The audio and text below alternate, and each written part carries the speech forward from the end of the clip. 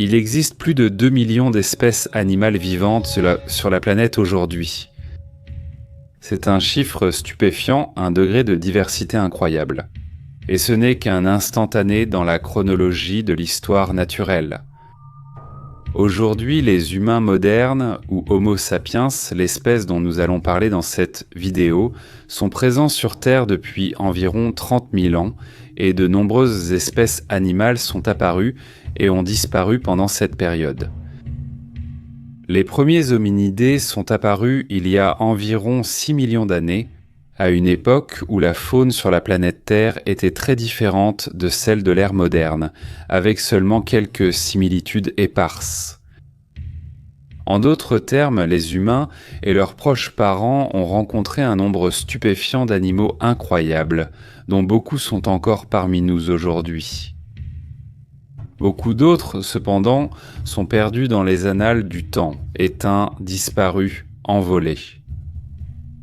Parmi ces espèces, se trouvent des créatures que les premiers humains ont soit manqué de peu de rencontrer, soit qui existaient par bien avant eux.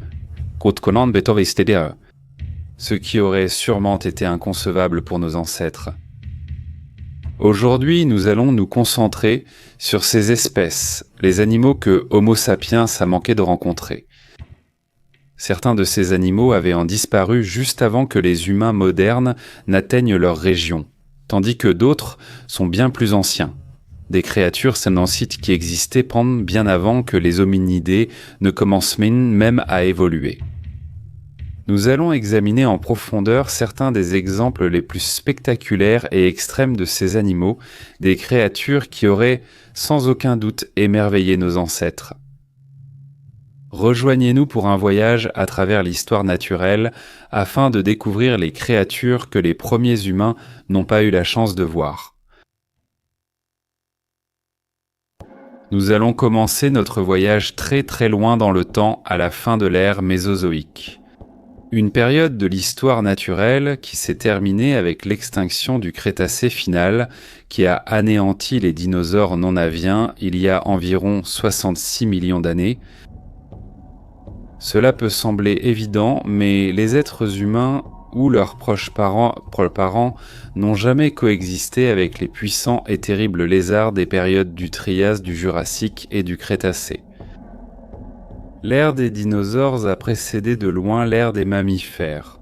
Et les humains n'ont découvert la vérité sur les dinosaures non-aviens qu'en 1842, lorsque le paléontologue britannique Richard Owen les a décrits comme de gigantesques lézards lourdeaux. Dépeints livrant des batailles terrifiantes à travers un paysage parsemé de volcans, les découvertes modernes des humains sur les dinosaures sur cette rose ont prouvé que Owen avait tort. Évidemment, les dinosaures ont bel et bien existé, mais pas de la manière dont il les avait décrits. Des créatures agiles et plumées, des tanks blindés massifs et des couleurs vives observées dans les découvertes modernes ont montré ces animaux sous un nouveau jour. Mais ça, c'est une histoire pour une autre fois. Bien que les humains n'ayant pas coexisté avec des créatures comme le tyrannosaure ou le tricératops, contrairement à ce que certains vieux films en noir et blanc ont pu laisser croire aux générations précédentes. Nous partageons actuellement la planète avec plus de 10 000 espèces de dinosaures aviens. Les oiseaux ne sont pas seulement apparentés aux dinosaures, ce sont des dinosaures. Et chaque fois que vous voyez un rouge-gorge ou un merle depuis la fenêtre de votre jardin, vous regardez une lignée de créatures qui s'est séparée des dinosaures théropodes non-aviens il y a environ 150 millions d'années. Enlevez les plumes et la chair d'un oiseau et le squelette que vous verrez ressemblera fortement à celui d'un dinosaure théropode. Ces terribles lézards sont toujours parmi nous, mais ils ne sont peut-être pas aussi terribles que certains de leurs ancêtres. Cela dit, les êtres humains sont passés à côté de véritables merveilles naturelles avec les dinosaures. Jamais plus des créatures semblables aux puissants carnivores théropodes n'ont évolué. Et depuis leur disparition définitive, des créatures terrestres aussi grandes que les plus grands sauropodes ont disparu du monde. Avec la disparition des dinosaures, nous avons perdu plusieurs groupes de reptiles anciens qui, aujourd'hui, ont totalement disparu. Rien sur Terre aujourd'hui ne ressemble à un ptérosaure, ces reptiles volants omniprésents du Mésozoïque. Nos os sont aujourd'hui dépourvus d'ichthyosaures, de plésiosaures et de mosasaures, bien que des vestiges de ces derniers les puissent être observés chez des créatures comme les varans et les grands serpents.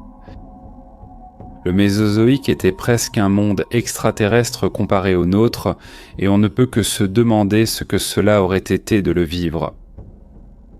Non, revenons aux oiseaux cependant. Les oiseaux ont évolué vers des formes et des tailles vraiment étranges, après que leurs parents non aviens aient été anéantis par l'extinction de la fin du Crétacé. La ère cénozoïque qui a suivi a vu apparaître certains des dinosaures aviens les plus glorieux et terrifiants ayant jamais existé. Cela nous amène parfaitement à notre prochain segment. Avant que Homo sapiens n'arrive sur le continent américain, les prairies et les plaines étaient dominées par les oiseaux terreurs. Avant que leur place dans l'écosystème ne soit essentiellement usurpée par les félins à dents de sabre, comme Smilodon, les grands oiseaux de proie, incapables de voler, étaient les principaux prédateurs, et les premiers humains ont tout juste échappé à devenir leur proie. Environ 25 espèces d'oiseaux terreurs de la famille des Phorus racidae étaient présentes à la fin du Cénozoïque et vivaient principalement en Amérique du Sud avant la grande migration américaine. L'échange phonique a permis à une espèce, Titanus, de migrer vers le nord via le pont terrestre d'Amérique centrale, qui est aujourd'hui composé de pays comme le Mexique, le Nicaragua et le Honduras. Tous les oiseaux terreurs se tenaient sur de longues pattes puissantes, dépourvues de plumes. Musculaires et, chez les plus grandes espèces, presque comme des piliers. Ces membres postérieurs permettaient à ces géants d'atteindre une vitesse impressionnante, leur permettant de poursuivre les mammifères à travers les plaines et les prairies ouvertes. Leur corps, cou, ailes, queue et tête, cependant, étaient recouverts de plumes, ce qui offrait à l'oiseau une isolation contre les éléments, et peut-être aussi un moyen de se montrer à leurs partenaires potentiels. Ils n'étaient pas tous de grands prédateurs dominants. Xyloptéris, le nain d'1 mètre de haut de la famille, chassait probablement de petits mammifères et reptiles cachés dans les hautes herbes des vastes plaines d'Amérique du Sud. Les espèces plus grandes, cependant, ont bien mérité leur nom commun. Kalenken, le plus grand oiseau terreur ayant jamais existé, mesurait près de 3 mètres de haut et pesait plus de 100 kg, ce qui en fait l'un des plus grands oiseaux ayant jamais vécu. La caractéristique la plus frappante d'un oiseau terreur, poussé à l'extrême chez Kalenken, était le bec. Chez Kalenken, le crâne à lui seul mesurait presque 1 mètre de long, le bec représentant une part importante de cette longueur. Long et en forme de hache, il avait un crochet incurvé et mortel à l'extrémité de la mâchoire supérieure. Alors que les pattes de Kalenken pouvaient asséner des coups mortels lors de la chasse et étaient probablement utilisées de cette manière pour abattre initialement les proies. C'est le bec qui portait le coup final. Les paléontologues pensent qu'une fois que les grands oiseaux terreurs avaient abattu leur proie, ils pouvaient utiliser leur bec comme une arme tranchante. Un bec capable de briser les os, de sectionner les organes vitaux et d'éventrer avec une relative facilité. Les plus grands oiseaux terreurs étaient capables d'abattre des mammifères ongulés. Les petits chevaux et les parents des ongulés modernes étaient des proies faciles pour ces géants, et ils ont continué à dominer jusqu'il y a environ 2 millions d'années, Faunor. C'est peut-être une bonne chose. Les humains ont réussi à les éviter. Depuis environ 20 millions d'années, jusqu'à aussi récemment qu'il y a 3 millions d'années, d'énormes ombres apparaissaient parfois à la surface des océans du monde entier. Bien que cela puisse encore se produire aujourd'hui, Lorsque les nombreuses espèces de baleines du monde percent la surface des mers, les ombres dont nous parlons étaient un peu plus sinistres. Surmonté d'une énorme nageoire dorsale, ce n'était pas une baleine, mais un requin. Othotis mégalodon, communément appelé simplement mégalodon, était le plus grand requin ayant jamais existé sur Terre, et nos ancêtres l'ont raté de peu. Atteignant une longueur adulte d'environ 15 à 18 mètres du museau à la queue, le mégalodon n'était pas seulement le plus grand requin de tous les temps. C'était l'un des plus grands prédateurs de tous les temps. Le mégalodon ressemblait beaucoup aux grands requins blancs modernes. De grandes mâchoires puissantes, un odorat très développé et de grands yeux globuleux à l'avant d'un corps massif enveloppé de couches de muscles. Ce requin était vraiment gigantesque. Alors avec quoi vivait-il qui aurait pu rassasier un tel poisson ? Les grands prédateurs ont besoin de grandes proies, et le mégalodon trouvait les siennes parmi les baleines, pas seulement les jeunes baleines d'ailleurs. On estime que le mégalodon pouvait s'attaquer à des proies cétacées aussi grandes qu'une baleine à bosse actuelle. Les dauphins, les gros poissons, les oiseaux, les mammifères amphibies, comme les phoques et leurs proches, et même d'autres requins, auraient aussi été au menu. Et il y avait relativement peu d'animaux capables de rivaliser avec un prédateur aussi gigantesque. Parmi ces proies figurait la baleine étrange Odobenocitops, une espèce précoce de baleine mangeuse de coquillages dotée d'immenses défenses, utilisée pour la défense et l'exhibition. Le mégalodon chassait probablement par en dessous. Alors que de grandes créatures marines nageaient près de la surface, le requin restait généralement caché plus bas, utilisant son corps sombre pour se camoufler dans les eaux plus profondes. Lorsque de grands mammifères, comme les baleines et les phoques, remontaient à la surface pour respirer, ils étaient en soit vulnérables. Leur silhouette pouvait assez facilement être repérée par le mégalodon grâce à la lumière du soleil au-dessus. Et, la plupart du temps, ils n'avaient aucune idée du danger qui approchait. Une fois assez proche, le requin pouvait surgir des profondeurs, attrapant sa proie avec une mâchoire exerçant une force de morsure de 18 000 kg par pouce carré. C'était un prédateur redoutable et efficace, au sommet de la chaîne alimentaire dans les mers du Pliocène pendant plusieurs millions d'années. Cependant, il a finalement disparu avant l'arrivée des humains modernes sur la scène. Assurément, si une telle créature avait été aperçue dans les eaux au large de la côte, elle aurait joué un rôle dans les mythes et le folklore des premiers humains pendant des millénaires. Aujourd'hui, 3 espèces de proboscidiens existent. L'éléphant de savane d'Afrique, l'éléphant de forêt d'Afrique et l'éléphant d'Asie. Ils comptent parmi les créatures les plus emblématiques de l'époque moderne, apparaissant dans la culture populaire, les livres pour enfants, les émissions de télévision et les films, et sont immédiatement reconnaissables par tous. Cependant, les éléphants n'ont pas toujours été aussi reconnaissables, et de nombreuses espèces existèrent avant l'apparition de Homo sapiens. Les anciens proboscidiens ont commencé leur parcours évolutif comme des créatures de trapus ressemblant à des cochons, qui vivaient près de la ligne d'eau dans les marécages et les forêts. Erytherium, une créature apparue peu de temps après l'extinction des dinosaures, fut le premier ancêtre des éléphants connus. Et il atteignait à peine moins d'1 mètre de long. Ses oreilles étaient minuscules, ses défenses courtes et recourbées vers le bas, et sa trompe n'était rien de plus qu'un petit nez ressemblant à celui d'un tapir, utile pour arracher la végétation et la pousser dans la bouche. À partir de là, les éléphants ont évolué rapidement, et les anciens parents des éléphants sont plus diversifiés que vous ne pourriez le penser. Avant l'arrivée des humains, un certain nombre d'espèces de proboscidiens étaient extrêmement étranges. Merytherium, de l'Éocène d'Afrique du Nord, ressemblait beaucoup plus à un hippopotame et passait probablement la majeure partie de son temps à se vautrer dans l'eau et la boue des marécages de mangroves et des forêts. Phéomaya, originaire des marécages d'Égypte, fut l'un des premiers grands éléphants avec environ 3 mètres de long, mais ne possédait qu'une courte trompe, rappelant un dessin maladroit d'un éléphant moderne. Plus tard, au Cénozoïque, cependant, les choses prirent une tournure encore plus étrange.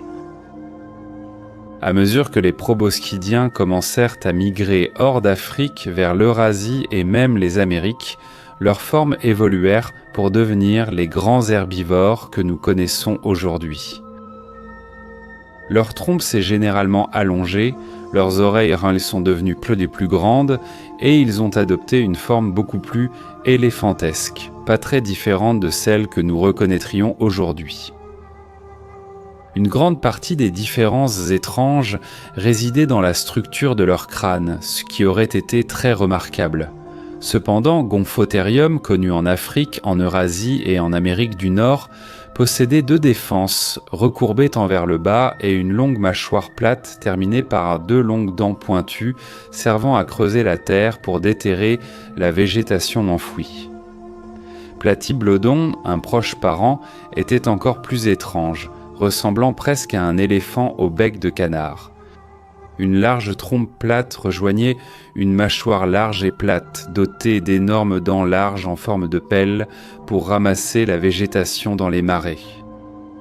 Le Dinotherium d'Afrique, que nos premiers ancêtres australopithèques ont rencontré, possédait 2 défenses recourbées vers le bas situées sous son menton, qui servaient à gratter l'écorce des troncs d'arbres. L'un des plus spectaculaires de tous était Anankis, connu en Afrique et en Europe, dont les défenses étaient incroyablement longues, atteignant près de 4 mètres, et servaient à creuser et à fouiller la forêt. Litière de feuilles. Les éléphants ont évolué pour s'adapter à leur environnement, et de nombreuses espèces spectaculaires sont apparues. Avant que nos ancêtres aient eu la chance de les rencontrer, nos ancêtres en ont cependant rencontré certains. Les mammouths et les mastodontes de l'hémisphère nord étaient déjà étranges en eux-mêmes et ont clairement joué un rôle énorme dans la culture et l'évolution de notre propre espèce. Au moment où l'époque de l'Oligocène est arrivée, il y a 33 à 23 millions d'années, les mammifères avaient évolué en toutes sortes de formes et de tailles bizarres. Et des biotes mégaphoniques apparaissaient tant dans les vastes broussailles et déserts ouverts de la Terre. Nulle part cela n'était plus visible qu'en Asie centrale, où nos ancêtres ont manqué la rencontre avec de véritables spectacles de l'histoire naturelle.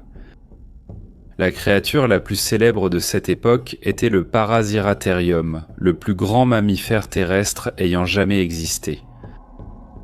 Bien qu'il ressemblât à une girafe massive et trapue avec son long cou et ses longues pattes, il était en réalité plus proche des rhinocéros. Il mesurait plus de 8 mètres de long et pesait probablement environ 12 tonnes. Il était 2 fois plus grand qu'un éléphant de savane africain moderne. Il formait probablement des groupes dispersés à travers les plaines d'Asie centrale, notamment en Mongolie et au Pakistan, où il se nourrissait dans des forêts claires grâce à ses dents robustes. Malgré les nombreux prédateurs qui partageaient le territoire avec Parasiratherium, un adulte était pratiquement invulnérable aux attaques et ne craignait rien, sauf un autre Parasiratherium rival. Aujourd'hui, même les mammifères ongulés à sabots, comme les antilopes et les moutons, sont le plus souvent des herbivores stricts. Territoriaux, oui, mais beaucoup d'espèces ont plus tendance à se disperser face à une menace qu'à rester et se battre.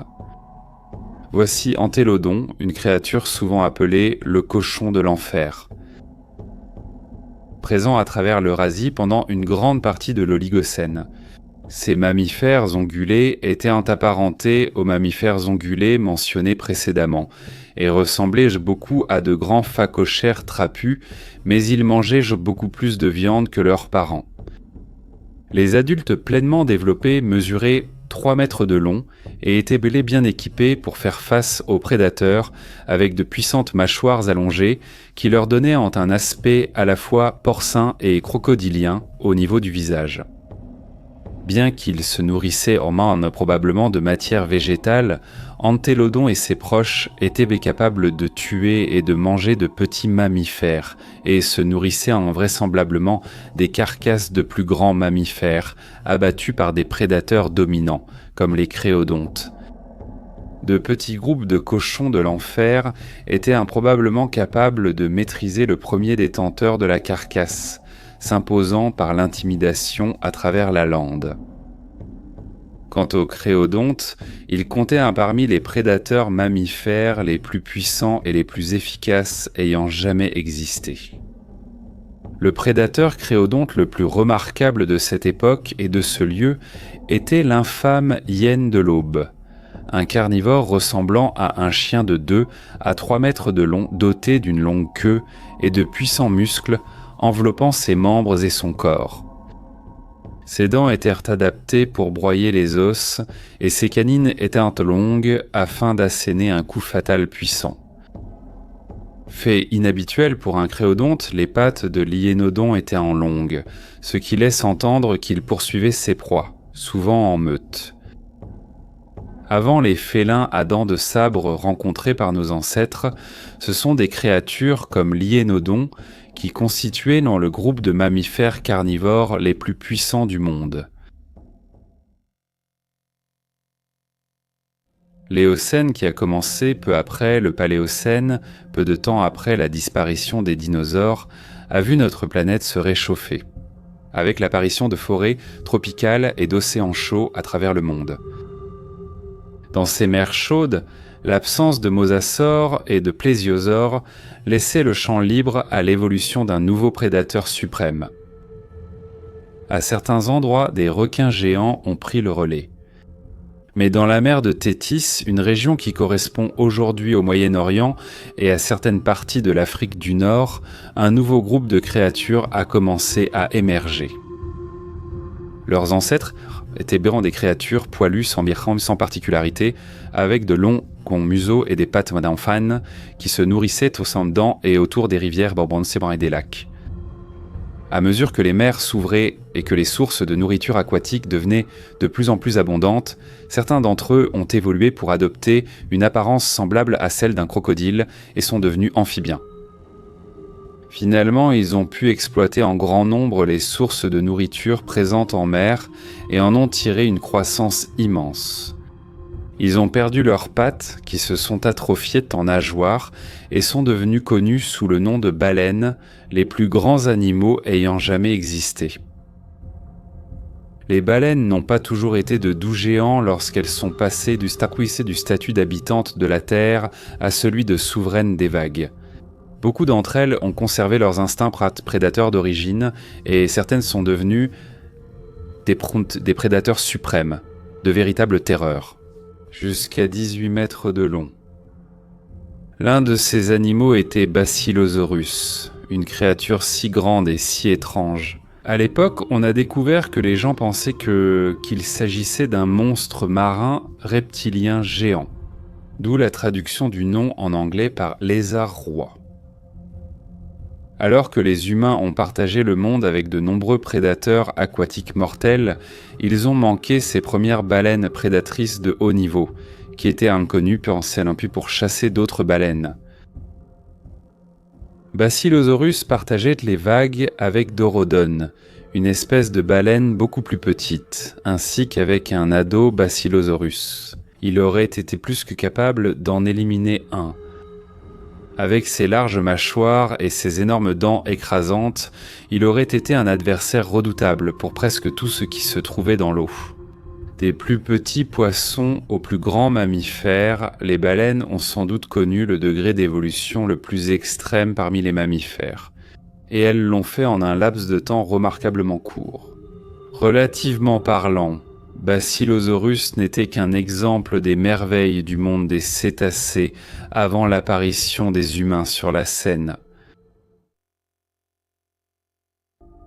Ce dont nous vous avons parlé dans cette vidéo jusqu'à présent ne sont que de petits aperçus de périodes et de lieux relativement brefs dans l'histoire naturelle de la Terre.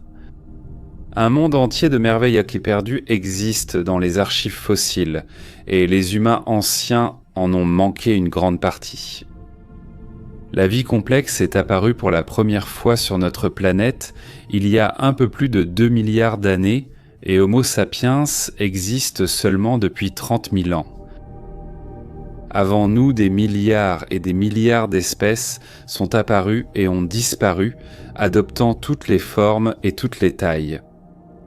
Avant les dinosaures, nos tout premiers ancêtres ont commencé à sortir des marécages du Paléozoïque et ont fait évoluer leurs nageoires en pattes. À une époque où d'énormes invertébrés et des poissons monstrueux se tordaient dans les marécages en contrebas. Puis vinrent les broussailles et les déserts de la période permienne, lorsque d'énormes proto-mammifères régnèrent sur le monde, dont certains étaient nos tout premiers ancêtres. Les dinosaures sont apparus pour la première fois il y a environ 252 millions d'années, donc même eux n'ont existé que pendant une période relativement courte dans l'ensemble de l'histoire de la Terre. Des biotes entiers et des ordres d'animaux sont apparus puis ont été anéantis par des événements d'extinction, y compris des monstres apparemment inébranlables du ciel, de la terre et de la mer. Ce qui attriste le plus les passionnés d'histoire naturelle, cependant, c'est la quantité de formes de vie que nous n'avons pas pu observer, qui ont existé seulement quelques millions d'années avant notre apparition au Cénozoïque. Mammifères. L'évolution au cours de l'ère la plus récente de l'histoire de la Terre est indéniablement incroyable, et l'avoir manqué d'une marge aussi étroite est vraiment dommage. Mais l'évolution se déroule ainsi pour une raison. Parmi les biotes disparus au Cénozoïque avant nous, on compte notamment les mystérieuses forêts du Paléocène en Europe, où les ancêtres de tous les mammifères modernes luttaient pour trouver leur place dans l'écosystème. D'étranges créodontes, des premiers chevaux, des xénartres et des pantodontes coexistaient tous dans ces forêts denses et chaudes, tandis que les oiseaux modernes commençaient à trouver leur place dans la canopée et les cours d'eau. Les côtes occidentales des Amériques au Miocène constituaient une autre biote essentielle que nos ancêtres n'ont jamais connue. Ici, d'immenses parents des phoques modernes coexistaient avec d'anciens oiseaux marins et même des paresseux aquatiques. Partout dans le monde, la vie prenait sa forme moderne et le monde devenait de plus en plus reconnaissable au fil des millénaires. C'était une planète remplie de vie et la voir aurait sans doute été impressionnant. Bien qu'il soit passionnant de réfléchir à l'existence de mondes disparus, il est important de se rappeler à quoi ressemble notre planète aujourd'hui, avec nous dedans. Dans les contrées sauvages de chaque coin du monde, des créatures extraordinaires dont beaucoup restent un peu étudiées existent. Il est difficile de nier la beauté d'un récif corallien tropical ou l'incroyable diversité d'une forêt tropicale. Les vastes plaines d'Afrique abritent encore certains des derniers vestiges de la mégafaune de la Terre, alors que les montagnes et la toundra du monde abritent certaines des créatures les plus résistantes et robustes que la Terre ait jamais connues. Nos océans les plus profonds restent un mystère, et de nouvelles espèces sont découvertes partout dans le monde chaque année. Notre monde est plein de merveilles, et l'expérimenter en tant qu'êtres humains est l'une des choses les plus passionnantes qui soient. Nous avons sûrement raté l'occasion d'observer des créatures spectaculaires. Mais peut-être qu'il serait préférable ensuite de prendre un moment pour observer la diversité de ce qui existe dans le monde aujourd'hui avant que ces espèces, elles aussi, ne disparaissent.